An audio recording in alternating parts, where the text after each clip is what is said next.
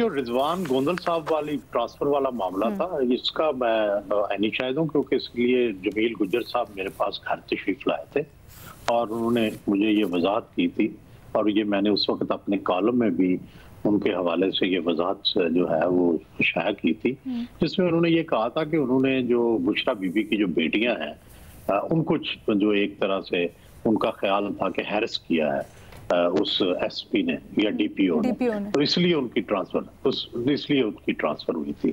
तो बाकी तो बात यह है कि मुझे ये लगता है कि ये जो सवाल उठाया है भट्टी साहब ने और साफी साहब ने, मैं भी पहले डिस्कशन शुरू होने से पहले ये सवाल उठा रहा था। देखिए, या तो जो पहला मानिका साहब का जो इंटरव्यू चला था जिसमें इन्होंने बुशरा बीबी की बड़ी तारीफें की थी, वो तो बड़ा अननेचुरल सा था कि आपसे एक खातून तलाक ले रही है और तलाक लेके एक नई शादी कर रही है, आपके 5 बच्चों की माँ है, तो आप उसको जो है वो कह रहे हैं कि जी सब कुछ जो है अल्लाह की रजा से हो रहा है और सारा कुछ बड़ी खुशी से इजाजत दे रहे हैं, और फिर आज आप बिल्कुल उसको कह रहे हैं, तो बिल्कुल सही बात है। या वो इंटरव्यू गलत था या ये इंटरव्यू गलत है। आपका एनालिसिस क्या है? आपका एनालिसिस क्या है? कौन सा सही है, कौन सा गलत?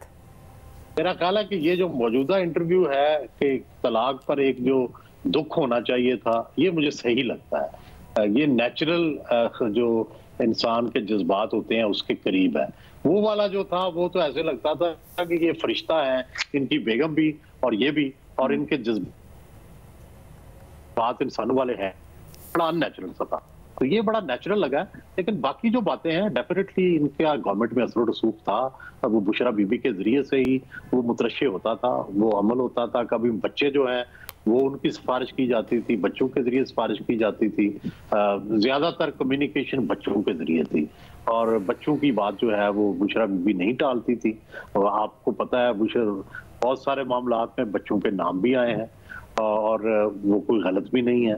और दूसरा जो है जो थी बुशरा बीबी की, वैसे भी हमें पता है कि कितना उनका अमल दखल था पोस्टिंग एंड ट्रांसफर में। कई इंटरव्यूज में ये चीज आ चुकी है कि वो लोगों की तस्वीरें मंगवाती थी और उसमें से जो है वो तस्वीरें देख के ये फैसला करती थी कि ये बंदा इस काम के लिए फिट है या नहीं है फिट, या इस जॉब के लिए फिट है। तो ये तो सारी कहानियां आ चुकी हैं, ये भी आ चुका है। बट खबर मानिका साहब का उसमें कितना किरदार है? क्योंकि खबर मानिका साहब तो बड़ी जिम्मा हो रहे हैं ना, ये कह के कि मेरा तो कुछ था ही नहीं, मैं तो बिल्कुल ही मजलूम, ये सारा कुछ बुशरा बीबी साहबा का था और वो अपने इर्द गिर्द के लोग थे उनको जिस तरह से करती थी।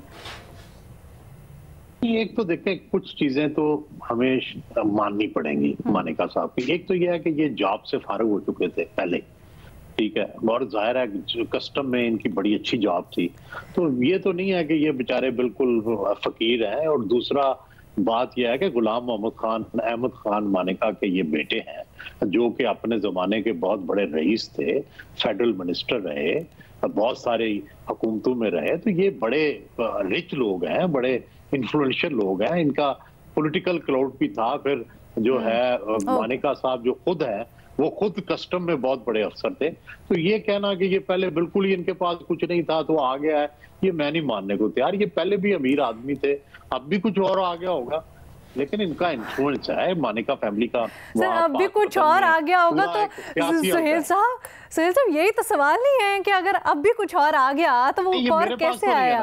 अच्छा, आपके पास नहीं है, ठीक है। हाँ, मैं तो किसी पे इल्जाम नहीं लगाता, जिंदगी में मैंने कभी किसी पे इल्जाम लगाया। मैं ये समझता हूँ कि ये काम जितनी देर कोई डॉक्यूमेंट्स ना हो, किसी अदालतों में साबित ना हो, इस तरह से बात करना, किसी का स्कैंडल बना देना कि उसने करप्शन की है, बिल्कुल दुरुस्त, बाद में सारी चीजें गलत साबित होती है। बिल्कुल दुरुस्त आप